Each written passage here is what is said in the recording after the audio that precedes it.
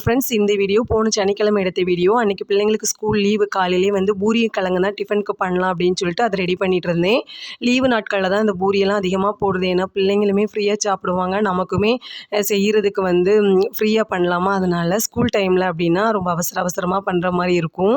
அப்புறம் பார்த்திங்கன்னா இந்த 2 அடுப்புமே வந்துட்டு எனக்கு எரியலை. நடுஸில் இருக்கக்கூடிய சின்ன அடுப்பு மட்டும்தான் எரியுது. அதிலே தான் ஒன்று ஒன்றா வந்து பண்ணிகிட்டு இருந்தேன். பிள்ளைங்களுக்கு டீ வந்து சூடு பண்ணி கொடுத்துட்டு அப்படியே உருளைக்கிழங்கு வந்து குக்கரில் வேக போட்டுட்டேன். கோதுமை மாவு பார்த்திங்கன்னா நிறைய திரிச்சு வச்சுருந்தேன். ஏன்னா இப்போ வந்துட்டு காலியாகக்கூடிய கட்டம் வந்துட்டு இன்னும் 2 கிலோ முழு கோதுமை இருக்குது. அதை வந்து கழுவி காய போட்டு திரிச்சு வைக்கணும். இந்த தோசை மாவு இல்லைன்னா கூட கோதுமை மாவு இருந்துச்சு அப்படின்னா நமக்கு கொஞ்சம் கவலையே இல்லாத மாதிரி இருக்கும். பூரி சப்பாத்தி அந்த மாதிரி மாற்றி மாற்றி போட்டுக்கலாம். அப்புறம் வந்துட்டு எப்போவுமே இந்த பூரிக்கு வந்து கிழங்கு மசாலா தான் அதிகமாக வந்து பண்ணுறேன். எனக்கு வந்து இந்த வேறு எந்த குழம்புனாலுமே வச்சு சாப்பிடுவேன். இந்த தக்காளி தொக்கு, அப்புறம் வந்துட்டு கடலை குருமாலாம்.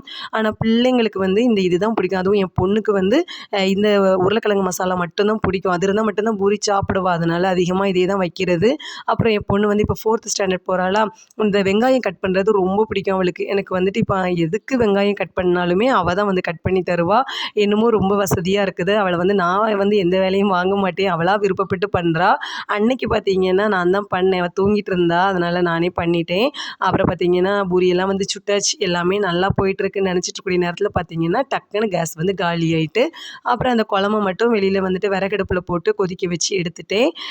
அதுக்கப்புறம் அடுத்த நாளே வந்து எனக்கு சிலிண்டருமே கிடச்சிட்டு. இந்த வீடியோ பிடிச்சதுன்னா லைக் பண்ணுங்கள். பாய்.